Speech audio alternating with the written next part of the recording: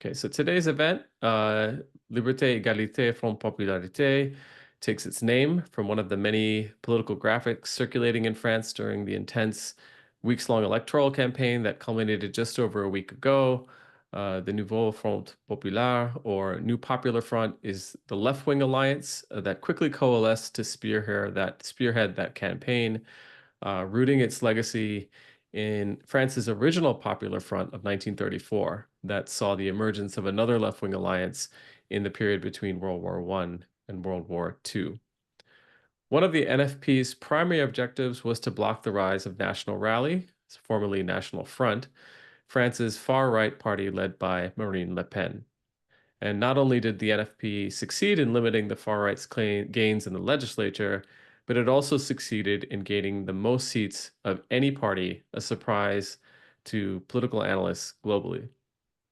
So I want to welcome Clément Petitjean, a sociologist focused on American studies, um, and who teaches at the University of Panthéon Sorbonne in Paris, and an author who's written in academic journals and popular outlets like Jacobin, Contretemps, and Le Monde Diplomatique. He's also recently published a book, Occupation Organizer, A Critical History of Community Organizing in America, which traces the history of community organizing from its roots in the progressive movement to its expansion and diverging paths during the social movements of the 60s and 70s. He most recently wrote a piece for our comrades at Convergence magazine on France's NFP, examining it and the dynamics around it leading up to the election from the lens of the block and build strategy, which looks at the work of left organizers to block the rise of right-wing power while engaging in building the left to contend for power in the long term. And you can take a look at his book and that article by following some of the links in the chat. Clément, welcome to our conversation today. And I think before we dive into the questions on this elections and the left's political strategy in France, I wonder if you could just share a little bit of information about yourself, so our audience can get a sense of, where you're coming from and the unique perspective you bring to an understanding of left organizing, being based out of France, but also having studied the U.S. left and having actually worked as an organizer in the United States. So thank you, Thomas, for the invitation. Thank you all for attending. So I'm a political sociologist. I live in Paris, and part of my dissertation in sociology was to look at what community organizers have done for the past couple of years in Chicago. So I conducted that work prior to the COVID-19 pandemic. I was in Chicago between 2015 and 2018, and then came back, did some additional interviews, and I've also in recent years started to expand the scope to look at union organizing efforts in the U.S. As well.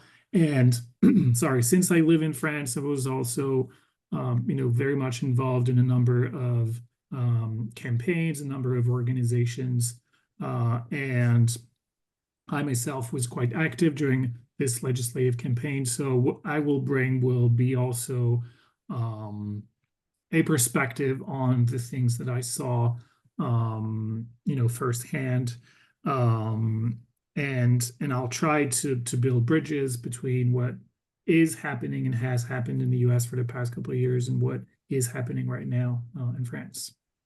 Well, Clément, we're really fortunate to have you, and I think maybe an important place for us to start is just by situating us in this distinction between the U.S. and French political systems. You open your Convergence piece with this quote from President Emmanuel Macron, in which he kind of glibly says that he, quote, pulled the pin and threw the grenade in their legs. And that's, let's see how they cope.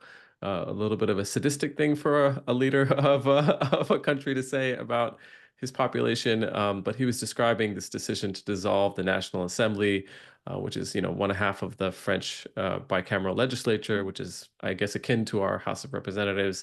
Can you help us understand a little bit more about the structure of the French political system and some of the significant power shifts in the landscape of left, right, and center that got us to this moment where Macron, at his own admission, ignites this grenade of chaos in French politics? Yeah, so I think it's important to keep in mind, particularly for US listeners, that the French political system has evolved a lot since, the French Revolution of 1789. Right now, we're living under the Constitution of the Fifth Republic. It actually is the 14th Constitution since, the French monarchy was toppled down by the French Revolution. And this constitution is an interesting, weird mix of a parliamentary system and a presidential system. So a parliamentary system in the sense that, as you just mentioned, Thomas, we have two houses, the National Assembly and the Senate, that do have legislative power. And it's parliamentary in the sense that the French government is responsible to the parliament, meaning if there is a majority of, I'll call them deputies, meaning member of parliaments. If there is a majority of deputies who vote against the government, then the government is overthrown and the president must appoint a new government. That majority right now is at 289 because there are 577 seats. So 289 really is the sort of magic number in French politics. And what I mean by government is a slightly different meaning than what people in the US mean by government. What we mean in France by government would be the sort of structural equivalent to administration, meaning the executive body appointed by the president to rule, to govern. So what happens is that the government is led by the prime minister, while the government is responsible in front of parliament. The French president is not, and this is where the presidential component of the regime comes in. The French president has considerable executive powers. He's elected, directly by citizens, which means that he is responsible to French citizens only. He can dissolve the National Assembly, which Macron did on June 9. However, the National Assembly and the Senate have no power over him, meaning no one can impeach the president. No one can dissolve the president but him. The only possibility would be that Macron, for instance, would quit, would step down. And so originally you had balance between the parliament and the president, but over time, let's say starting in the 1990s and 2000s, the parliament has increasingly lost its power as a result of a number of laws. But what's happened since 1997, for instance, that we haven't had a situation where the president and the National Assembly would belong to two different parties, which means that we haven't had a situation which we called cohabitation, where the president has to find ways to compromise with a different party that has a majority in the National Assembly. So it means that over time, over the past 30 years, the National Assembly has become the site of what we called a presidential majority, which means it's only kind of a rubber stamp assembly where the president has far more room for maneuver politically than what you would have in the United States, since we don't have that system of checks and balances where the different branches of government balance one another to make sure that you have stability. This is not how the Fifth Republic was conceived. Now, how did we get to where we are today? The fundamental shift is 2017, when Macron was elected president. He was, former minister of the economy of socialist president François Hollande. He was a former banker. And when he ran on a platform of, I'm trying to go beyond the old left-right divide and dichotomy. I want to go beyond, professionalized politicians decrepit party organizations, and I want to reinvigorate French democracy, and I want to disrupt it. And it's worth noting that Macron used a lot the word disrupt and disruptive directly into French, which sounded like a sort of very we call it Franglish in French, which is like using words of English to sound cooler, to sound more hip, more modern. So Macron wanted to build, instead of that old left-right divide, a divide between quote unquote progressives and populists. And then he would lump populists, he would lump both the left and the far right into this broad populist category. And what happened was not just, so in 2017, not just that Macron was elected, but also that you had sort of a consolidation of different political blocs. The second one beyond Macron's electorate, which came from right-wing voters and sort of center lefty / centrist voters, very much aligned with a sort of bourgeois agenda to push for more liberalization and that kind of stuff, liberalization of the economy and that kind of stuff. You also had a consolidation of the far right, embodied by Marine Le Pen, who is the sort of historic figure, herself the daughter of historic figure Jean-Marie Le Pen, who founded the National Front in 1972. And the third bloc was the left, around the figure of Jean-Luc Mélenchon, who we definitely will talk about later in this discussion. At the time in 2017, there was also a fourth bloc composed of the sort of more traditional conservative right wing, François Fillon. But over the years, that political force lost a lot of wind in its sail, and gradually you had three political poles that emerged. This was confirmed in 2022 in the other presidential and legislative elections, where it looked like all three blocs, so the left around Mélenchon, Macron, and Le Pen, had more or less the same size, around 7 or 8 million votes in the first round of the presidential election, and then slightly more votes for Macron in the runoff to the presidential election. So what happened in 2022 was, contrary to 2017, Macron did not manage to have a large majority in the National Assembly. So it means that he had to find allies to make sure that he had that majority, to make sure that the government could not be overthrown. So for 2 years, the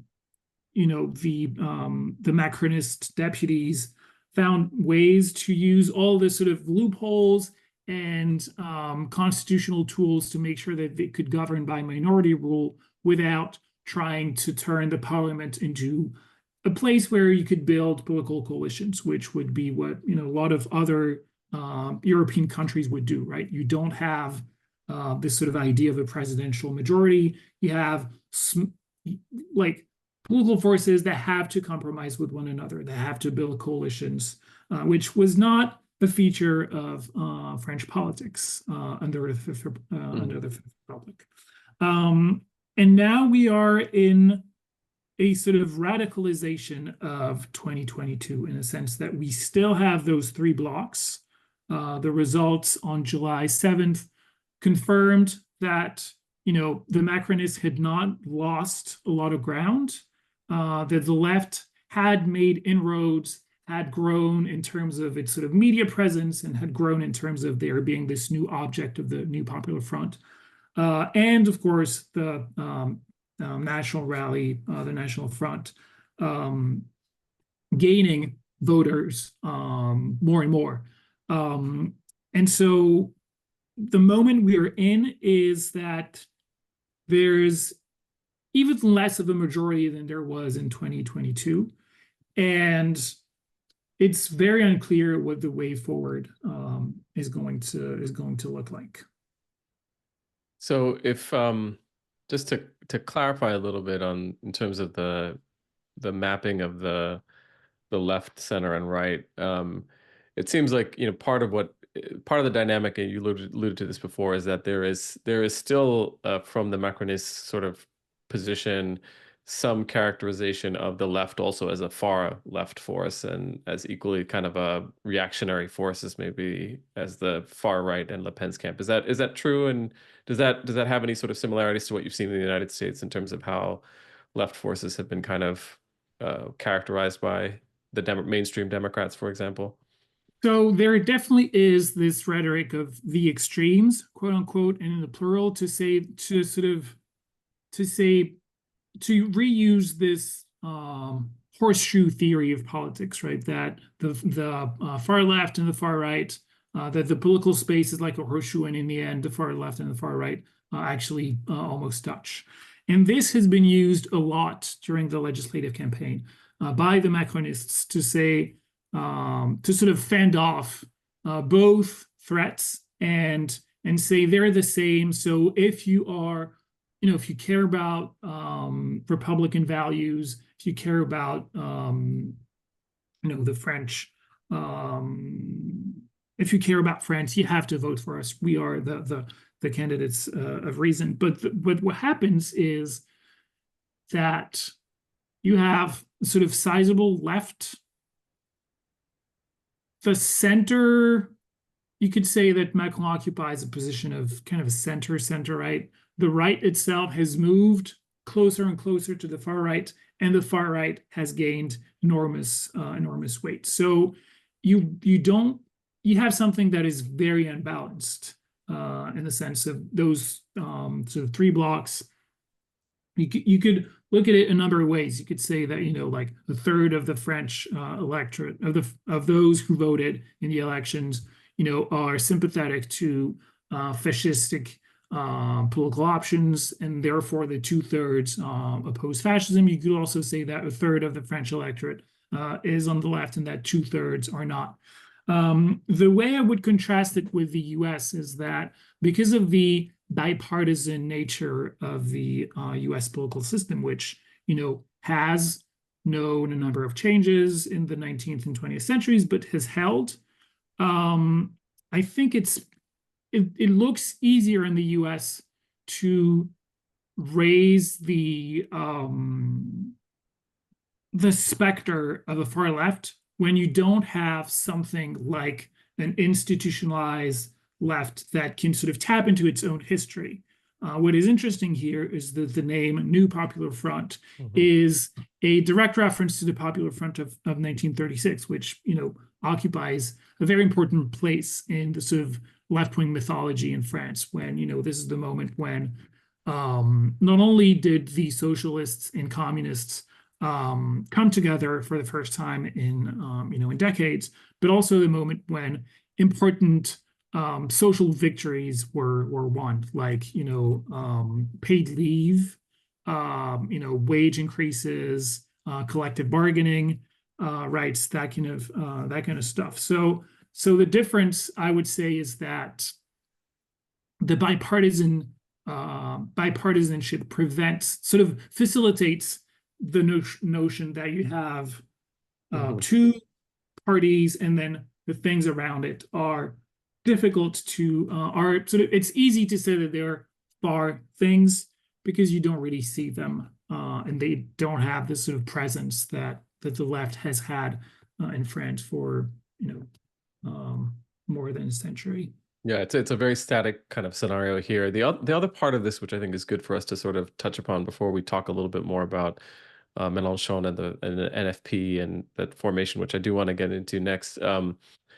The other thing, and you made this actually very clear in your article, but also it's sort of a key part of understanding what precipitated this this particular moment was the European parliamentary elections. And I wonder if you can just talk a little bit briefly about what's so important about what's happening in the EU, and why that precipitated Macron's reaction, and of course, like the other element here is also this is also about what you just described, which is these three different sort of blocks of political orientation heading into this election, are also sort of vying for power and sort of trying to maneuver within the European Parliament. And I think for a lot of folks in the States, frankly, we're not quite sure about like what is the European Parliament really?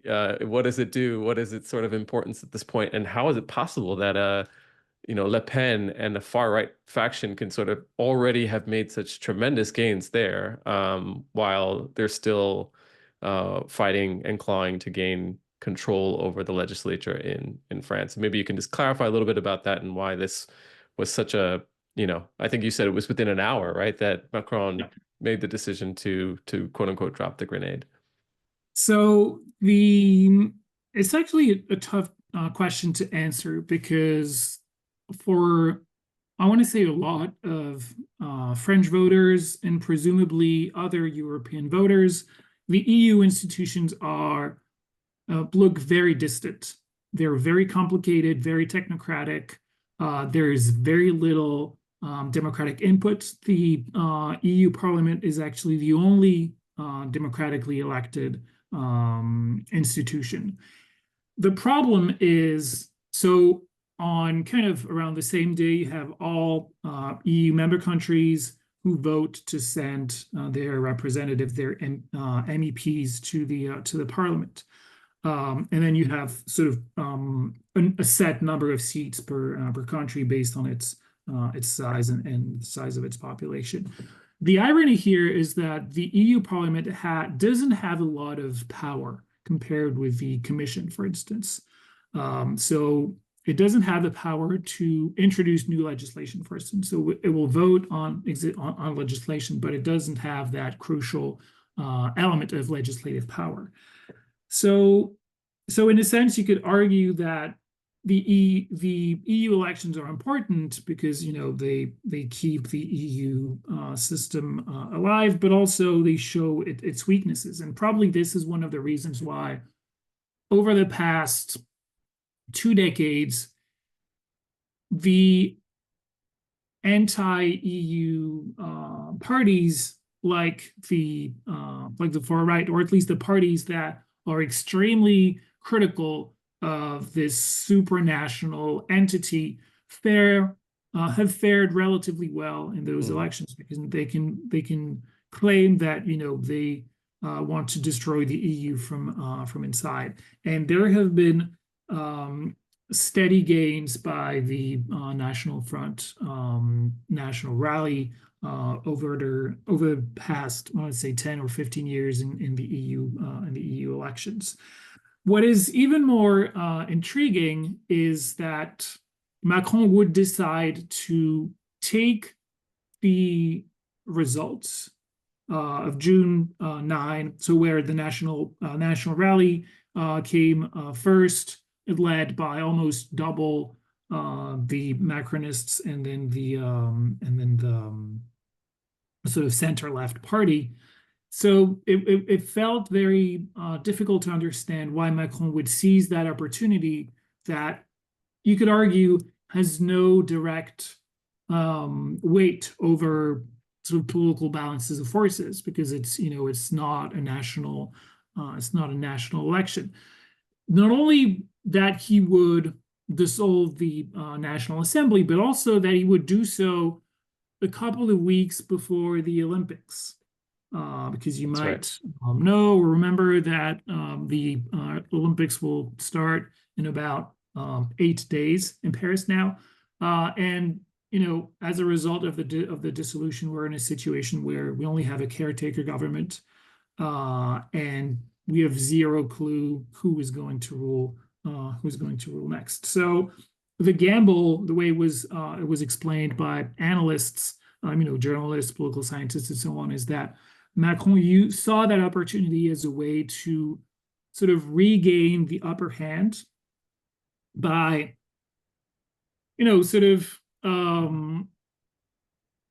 short-circuiting everyone. So benefiting from the fact that the left in the EU elections was in shambles, did not run as a sort of common slates of candidates, and that he would sort of take everyone by surprise. Everyone was still caught off guard by the results.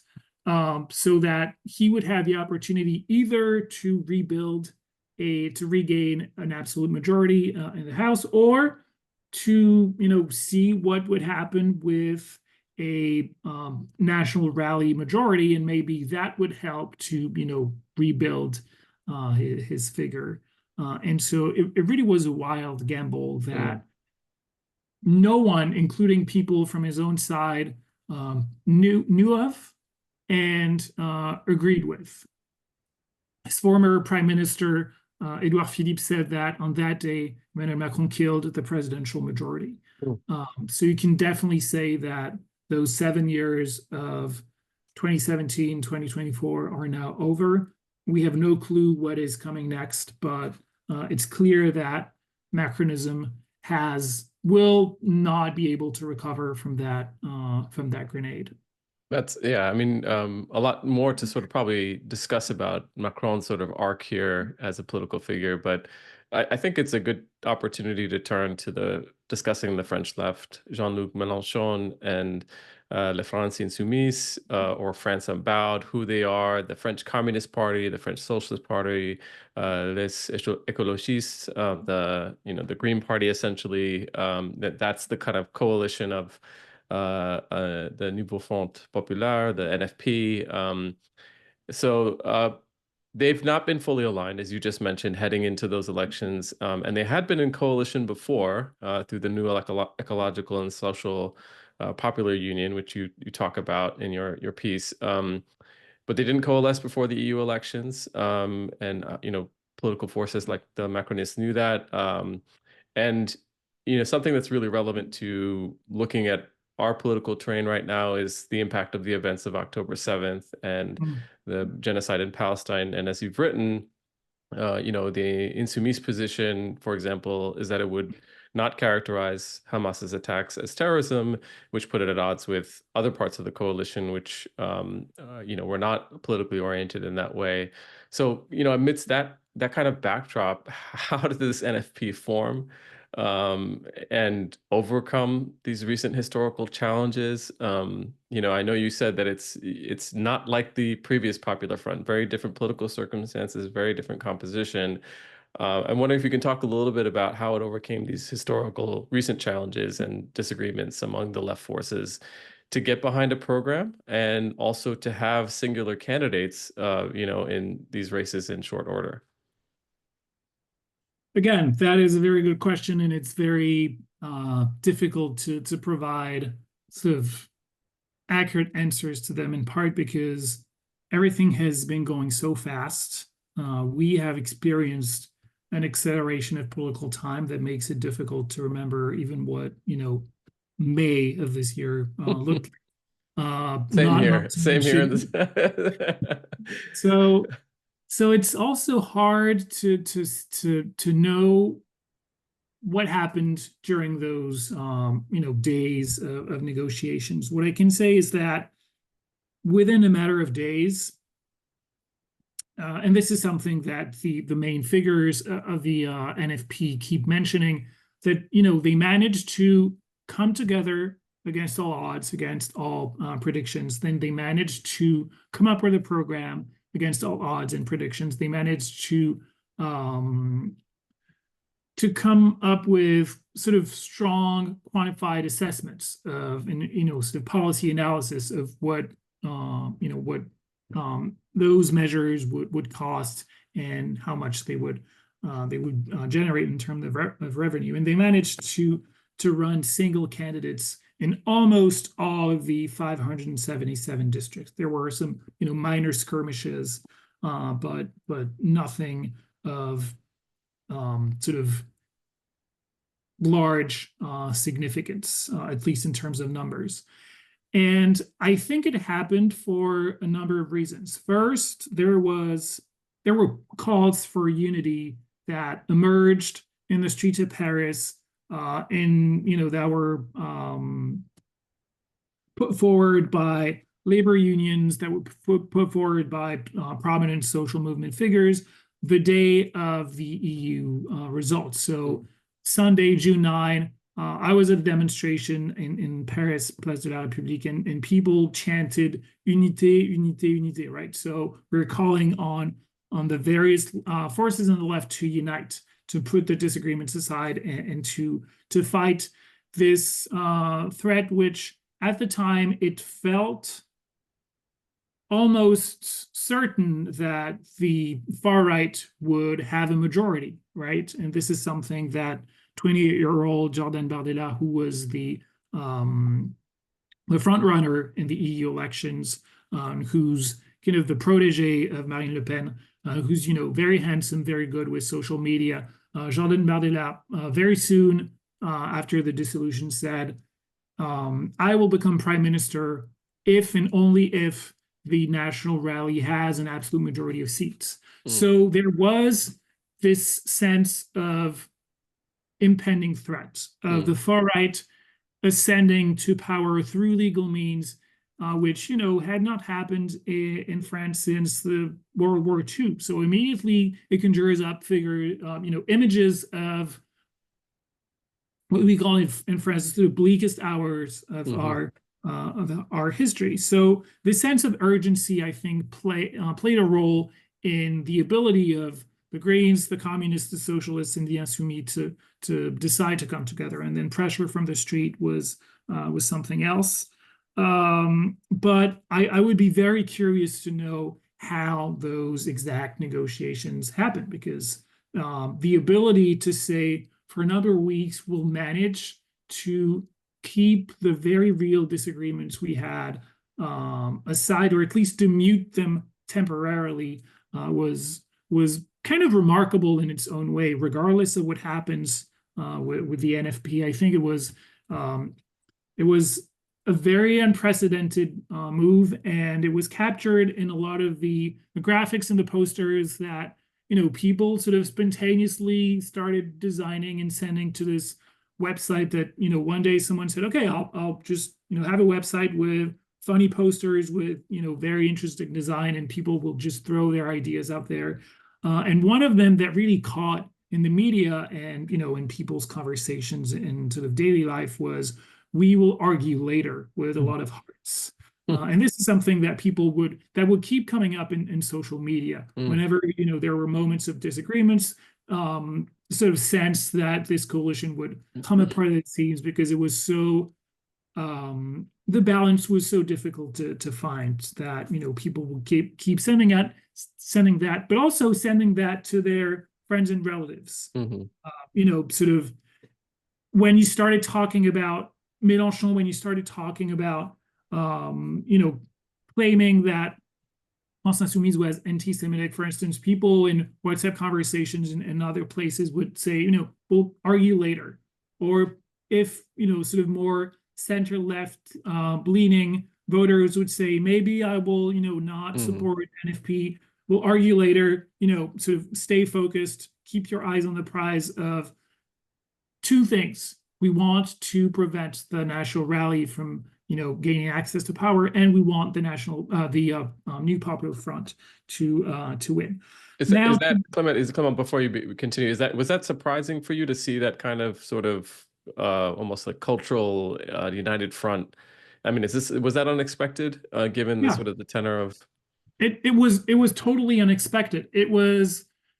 There was an element of enthusiasm and joy and hope that I honestly had never experienced. I'm 34, and my experience with the French left ever since I was a kid was sort of a series of defeats, betrayals, and attempts to recreate something bigger. For instance, the Front de Gauche in 2012, and then defeat. France Insoumise 2017 defeat. So this sort of litany of, oh, it looks like we are going to do something interesting, and then we fail.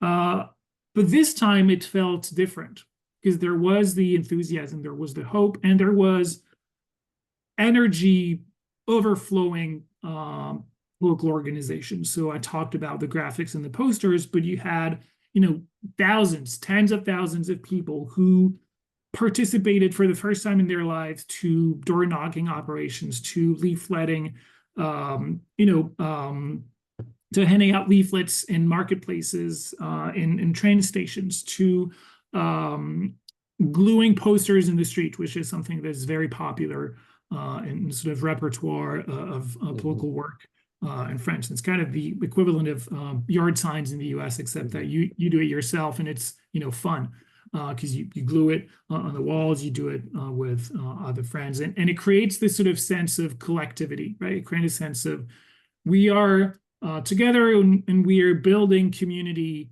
around, you know, shared values and goals. So there were plenty of very innovative initiatives that kept that not just kept, but gave birth and form to the idea that the NFP was something that existed beyond the parties. And I think that this is something that we have seen ever since July 7. So July 7 is the, you know, the results of the legislative elections. The NFP has around 190 seats. The Macronists have around 170, and then the Rassemblement National has around 140. So no majority, those same three blocks. And since then, there's been, you know, sort of impasse, a dead end of negotiations to come up with the name of a prime minister.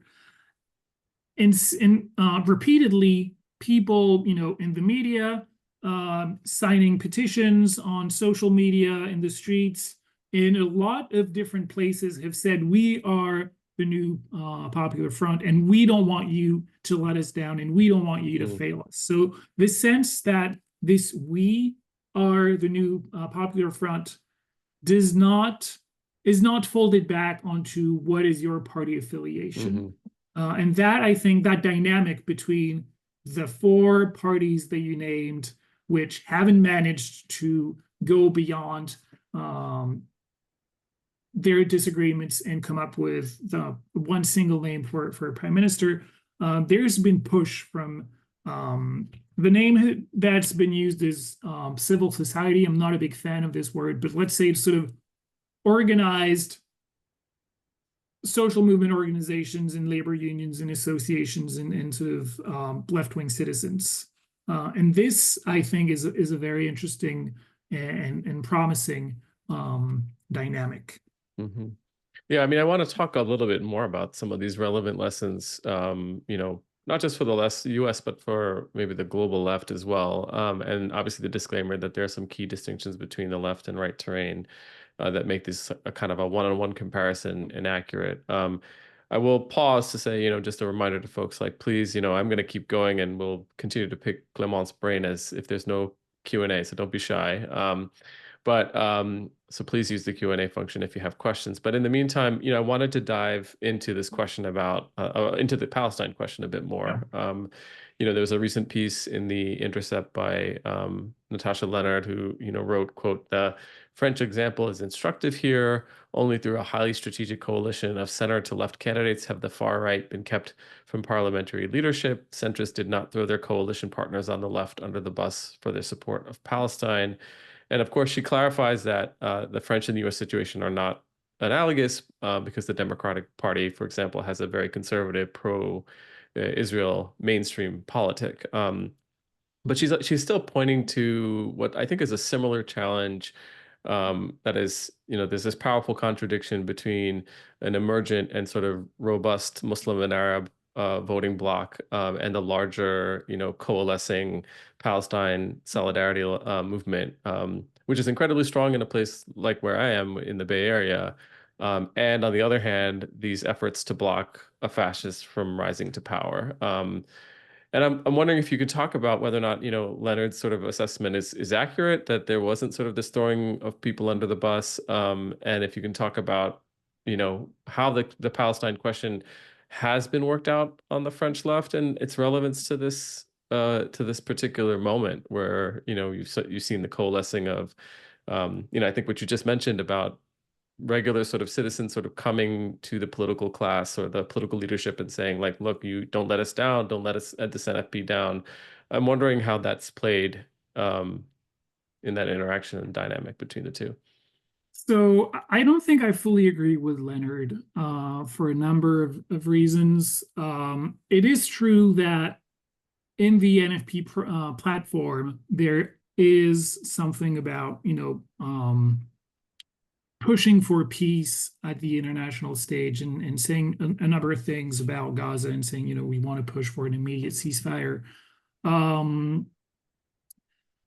So you could say that there has been an ability to come to a common position here.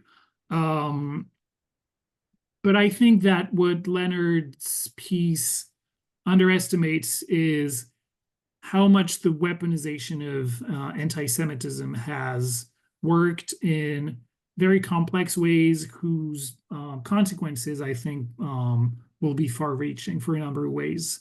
Of course, the accusations that the whoever spoke up in favor in defense of Palestinians was deep down or not so deep down anti-Semitic happened in France just as they happened in the US. But I think there was less pushback against that in France than there was in the US. A lot of journalists took up those sound bites to say, Jean-Luc Mélenchon is anti-Semitic, Jean-Luc Mélenchon is anti-Semitic. But also to a certain extent, Mélenchon did not manage to sort of strike a clear path. For instance, there was a moment he wrote in his blog, which is one of the places where he expresses his views, because Mélenchon has not been a deputy in this legislature. Still a very important figure, but he doesn't hold elected office per se. And then he said that anti-Semitism was sort of residual in France, which is not the case. When you look at sort of the official numbers of anti-Semitic attacks, there have been spikes of them since October 7. And the sort of inability to say, or difficulty to say, anti-Semitism is real, but it's important to separate it from criticisms of Israel. I think that the France Insoumise has not done a good job at that. So what happened during the election was that and Clément, just to also add to that point, and it's also true, right, that the National Rally has a very strong history of anti-Semitism as well, right? Like it's. Oh yeah. Jean-Marie Le Pen, so one of the founders of the party, was convicted in criminal court for saying that gas chambers were a detail of history. So there is this long history and record of National Front officials being criminally charged for hate speech, which hasn't happened on the left. So you have this very weird situation where a lot of prominent journalists say that France Insoumise is the largest anti-Semitic party in the country. A number of voters buying into that narrative, and then when people try to remind what you just said, and the fact that the sort of those who were convicted for anti-Semitic statements were definitely on the far right and not on the left. But what happened was you had this narrative that was not challenged or challenged enough in the media, which was taken up by voters who would then sort of use it as kind of a justification for refusing to vote for the left. And so you would have this very bizarre configuration where prominent pundits on prominent news channels would say that the NFP was an anti-Semitic party, anti-Semitic coalition. So I think that the question of Palestinians per se did not really surface during the campaign, but the question of who was anti-Semitic or not did, and the fact that a prominent Jewish lawyer, Serge Klarsfeld, who is in his, I think 90s, at least 80s, who used to be a Nazi hunter when he was younger, said that he was so afraid of the NFP that he would vote for the National Rally. So you Wow. had a number of prominent Jewish voices who sort of cast public support for the National Rally, saying that they supported Israel, and because it was not the case of France Insoumise, then they had no choice but to vote for the National Rally. And I think that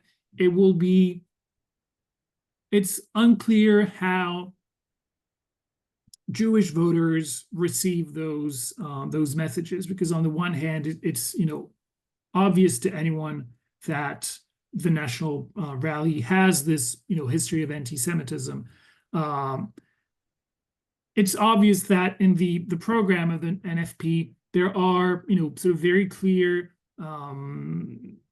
statements about how it's important to fight and urgent to how to fight anti-Semitism, but how to sort of make sure that left-wing Jewish voters can sort of see beyond this rhetoric, but also how the left can genuinely accept some of the critiques that said, that some of the remarks by Mélenchon and other of his proteges were problematic in a number of ways. And for instance, downplaying the reality of anti-Semitism today does not help in sort of winning over A larger block. Yeah. a larger block. Absolutely. Yeah. So I mean, a couple of questions in the chat that might help us get into sort of, I want to make sure that before we let you go, I want to talk a little bit more about like some of these lessons, and then talk about what's going on, because as for folks that don't know, Clément is also waiting on the results from the speaker vote, which are just happening right now, and we want to talk about what's happening right at this moment and moving forward. One of the comments, from the questions from the Q&A was just a related point, is a question about whether or not, to this question of Palestine, whether or not Israel was playing any active role in intervening directly in this election. And I think Samer in the Q&A saying that he saw something about Macron complaining about the influence of Israel in the election. And obviously, we know AIPAC is a tremendous force within the political sphere in the US, but I'm wondering if you can speak to that, and then maybe then we can pivot to talking about Kathleen's question about the hows of how they built this coalition. Yeah, so I have to say I can't respond directly to that, but I can sort of clarify that in France, the role of political interest groups is far more regulated than in the US. We don't have anything like AIPAC.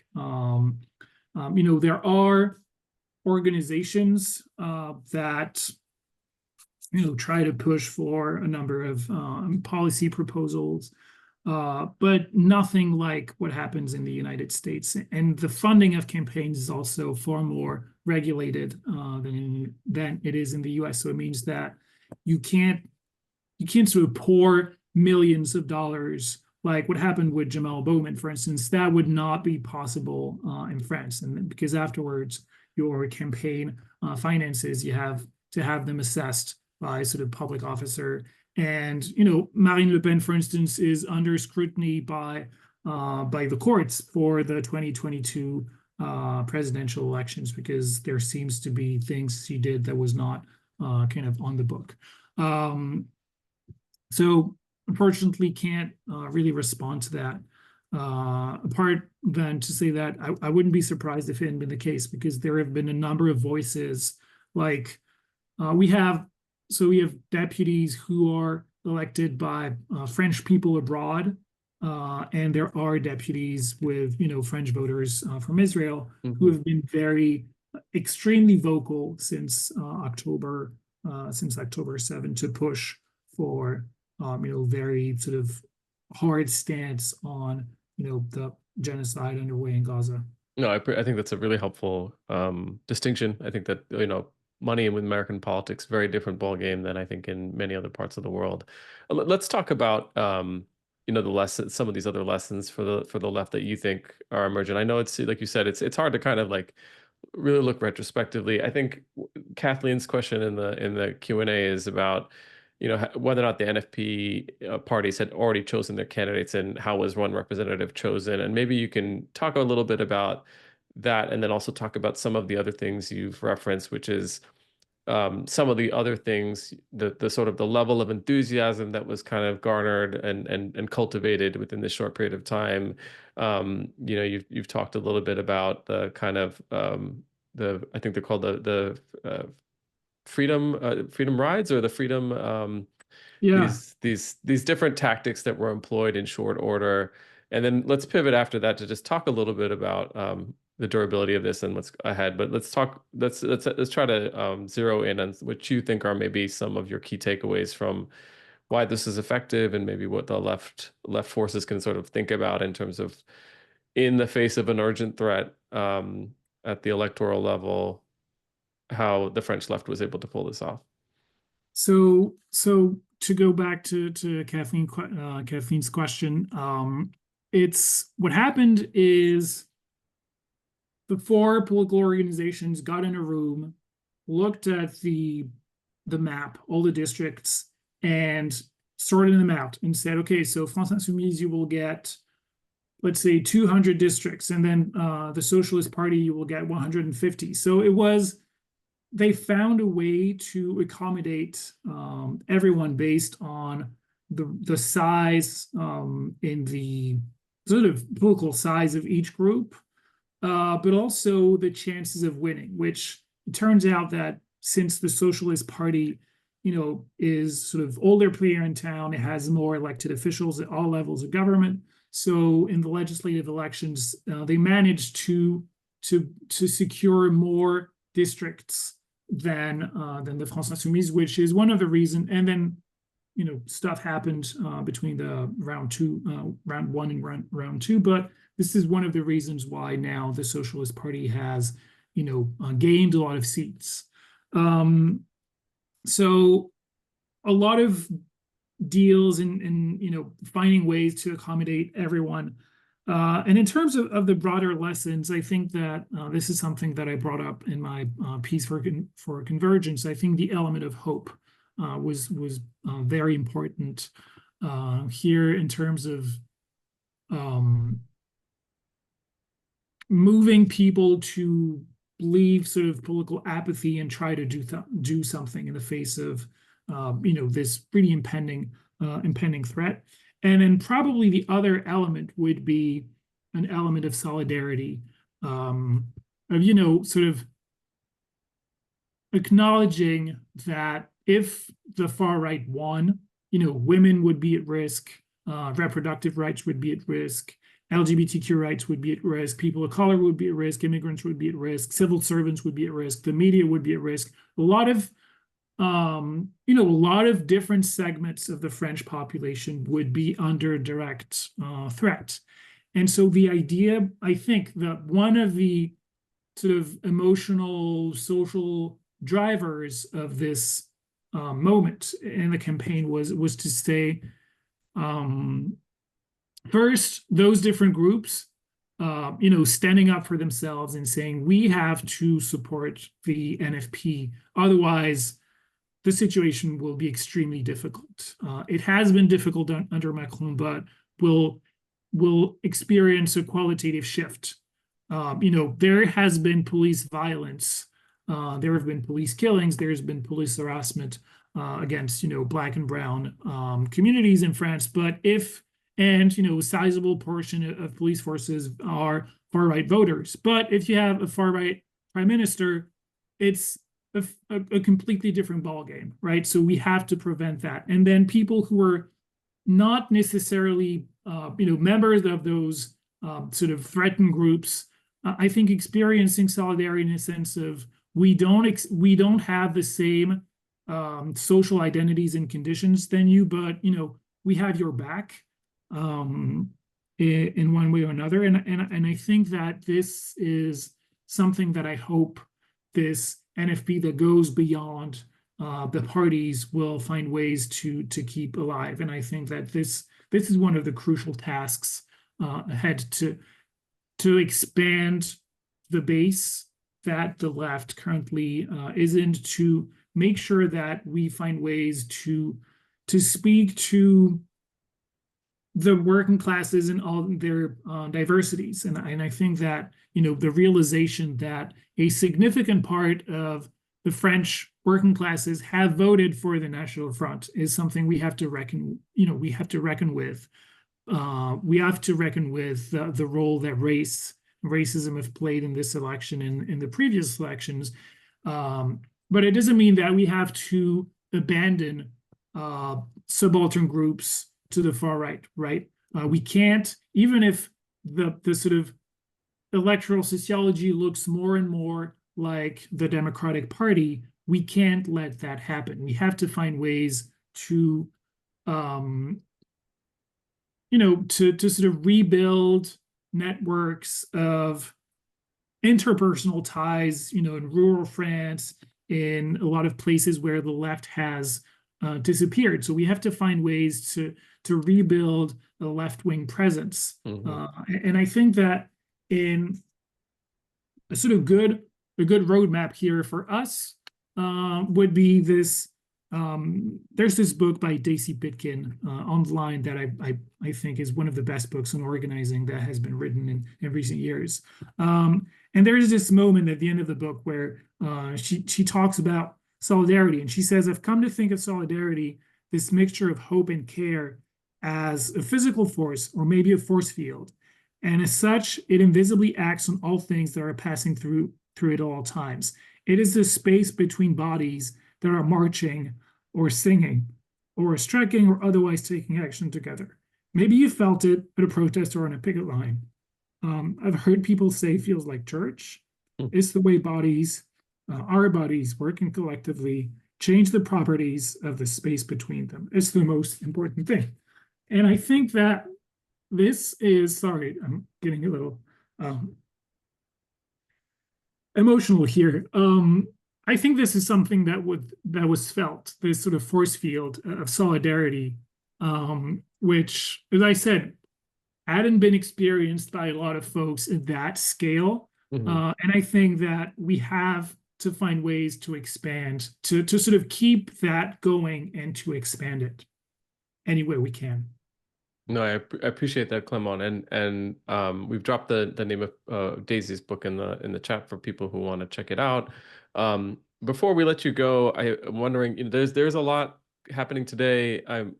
There was an article in Politico just yesterday, just kind of like talking a little bit about the foreboding about if this left-wing coalition can't figure this out soon, it risks vanishing as quickly as it emerged. I think for those of us here, stateside or outside of France, it's always difficult to sort of have, without more intimate relationships with our comrades there on the ground, like yourself, to really get a sense of, what are the actual strategic questions at this juncture, and particularly with tonight's vote, for the maybe you can explain a little bit about what the speaker vote signifies. But again, this question of a prime minister, and then beyond those questions, what are the things that rank and file members of the left in France are really looking to in terms of like key strategic questions moving forward? I don't know if you were sort of making this case before, but among those questions, I am wondering if it includes whether the NFP can be a durable place, a body, a space for United Front, or at least for some sort of block, as we use the block and bill strategy language a lot, like for blocking the far right long term, or whether or not like it's something else. But so if you can give us a little bit of a perspective look at what's ahead, what do you think we should be keeping an eye on, and what are you and other leftists sort of really thinking about as the key questions of strategy and tactics for the next couple of weeks and months? So what is ahead is tonight there is a vote on who will be the next Speaker of the National Assembly. And the NFP has managed to come up with a common candidate. right before we started this webinar, the third round of voting had started. There were only 3 candidates left, and the first candidate who has the most vote, even if it's not the absolute majority, will be the Speaker of the House. And that will be a signal of whether the NFP manages to gain a foothold beyond the various groups, the various parliamentary groups that it's made of. So that is kind of that line of political development happened at the same time as looking for a prime minister. And what has happened since July 7 is the inability of the NFP to come up with a common name. And part of that has to do beyond the sort of interpersonal disagreements and, you know, animosities. There are sort of 2 opposing strategies from the larger players, the Socialist Party and the France Insoumise. France Insoumise does not want to make any concession on the program, is ready to govern with executive orders if need be, even if they govern with, you know, sort of, you know, just like 190 deputies. And they say if the government is overthrown within a couple of weeks, it's fine. We will have governed and we will have shown that we did not concede anything. The Socialist Party thinks that they can win over a number of so-called left-wing Macronists to build a sort of broader coalition with that would extend to, you know, the center part of the political chessboard, and that they would want to try and govern as long as possible because they say that there's, you know, a number of important policy demands and measures in the program that have to be put in place. Because what is behind everyone's mind is the 2027 presidential elections, and also the fact that Macron cannot dissolve the National Assembly until June 9, 2025. So it means that we're stuck with this configuration of players for at least a year. And on that front, the question of the sort of the NFP is caught in a double bind. It knows that it won't be able to govern because of those 3 blocks of relatively equal size, because it's impossible in the current state of affairs to have an absolute majority. So it knows it's not going to be able to govern. But how long does it want to govern and what for? And on that question, there are, you know, those divergent paths that have to do with the fact that France Insoumise and the Socialist Party are vying for hegemony over the French left. As I said earlier, there have been those attempts at recomposition for, you know, a number of decades, and the NFP is yet another iteration of that. And right now, it's unclear what this vehicle will be in the next couple of, you know, weeks or months or years. As I said earlier, I think it's important to keep in mind this dynamic between the 4 political organizations and everything that is beyond. And the everything that is beyond component is pushing hard for the possibility to be a member of the NFP, to have something like an institutional apparatus with, you know, direct membership. And so far, the political organizations have sort of been very cautious about that because, you know, it would create a direct competitor to them. And so that is, I think, one of the key strategic questions is how do we keep this this vehicle alive, even if the parties don't manage to, you know, to stick together, even if this coalition of the 4 parties collapses. And one of the ways that I think, you know, speaking with other comrades, one of the ways I think it can be kept alive is through, you know, joining labor unions, which have been relatively popular ever since the pension reform, the very large pension reform movement of last year. which have played the role of kind of a moral and political compass in this period. In particular, the CGT, headed by Sophie Binet, and other discussions have to do with how to sort of re-anchor left-wing forces in local communities beyond big cities. How to make sure that, as I said earlier, we don't end up in a scenario where you have, big city voters, overeducated, who actually make a decent amount of money voting for the left, and then the working classes, the unemployed, voting for the far right. And for us to be able to do that, I think we have to find ways to reinvent organizing cultures, and capitalize on this energy that was so central in the campaign, and that I think was one of the crucial elements that made it possible for the NFP to win in the first place. Yeah, Clement, I'm going to thank you for your time, but before I do that, I do think that last point you made, about sort of reaching out to rural or non-city voters and establishing left politics in those places. Like, there are obviously projects across the U.S. that I'm sure you're aware of that are attempting to do that, but I think it's a similar challenge here, and obviously larger geography and different sort of orientation.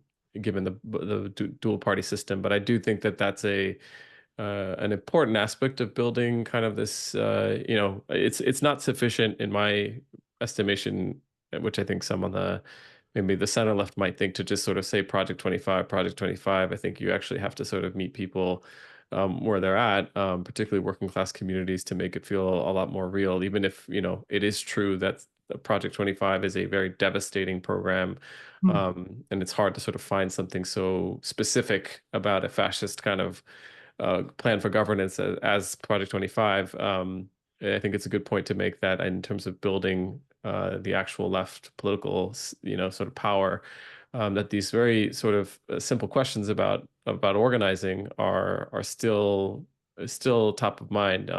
So I want to give you a chance for a final word, but before I do that, just want to thank you for your contributions today, for continuing to monitor this and share your analysis. We hope to kind of talk with you again down the road and talk about this, but also potentially explore some of these really juicy questions around, and important questions about organizing strategy and organizing models. I would recommend folks. I haven't had a chance to do it myself, but I do plan to take a look at Clement's book, Occupation Organizer. I think it's we don't have enough of a sort of introspection on our own tactics and strategies and our way of doing organizing here, and so we appreciate your contributions there. It's on Haymarket. I think we dropped a link in the chat before.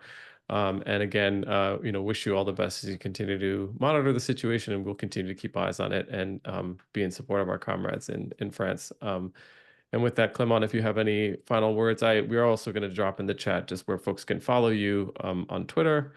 And for those who are listening, the recording, it is Clement, CLEMENT _PETITJ. I just want to say thank you. It was great to speak with you, and it's always great to speak with comrades in the U.S. because there are lots of similarities in the political moments that we're in, and also lots of differences, which I think are very helpful to sort of think through and go back to our living conditions and think, okay, so how can we be inspired by that and move forward. So always a pleasure, and let's talk soon. Thank you, Clement. And for everyone else who's joining us, thank you so much for sticking with us, and for your questions and your excellent questions. Bennett, I hope that we were able to answer your question in some way, and I would recommend following Clement for more analysis on other parts of the left coalition. Just a couple of final programming notes. As we said before, it's CP's 25th anniversary. If you want to see more programs like this, we are surviving off of the support of our community. So we dropped a link for you all to donate and support us. And then for those of you in the US, and even beyond it, to check out our Palestine Solidarity Announcements program, which we co-host with Arab Resource and Organizing Center. AROC, Bay Resistance, and the Anti-Police Terror Project. It's on Fridays, and if you want to, please register for that link. We're usually joined by Samer Arabi from AROC, who gives us a great rundown of what's going on the ground in Gaza, and then also with the political situation surrounding it. So we've been getting a regular group of, so 100 to several hundred folks a week to join us for those, and would appreciate more folks joining. So please check that out. And in the meantime, thank you, and we'll talk to you soon.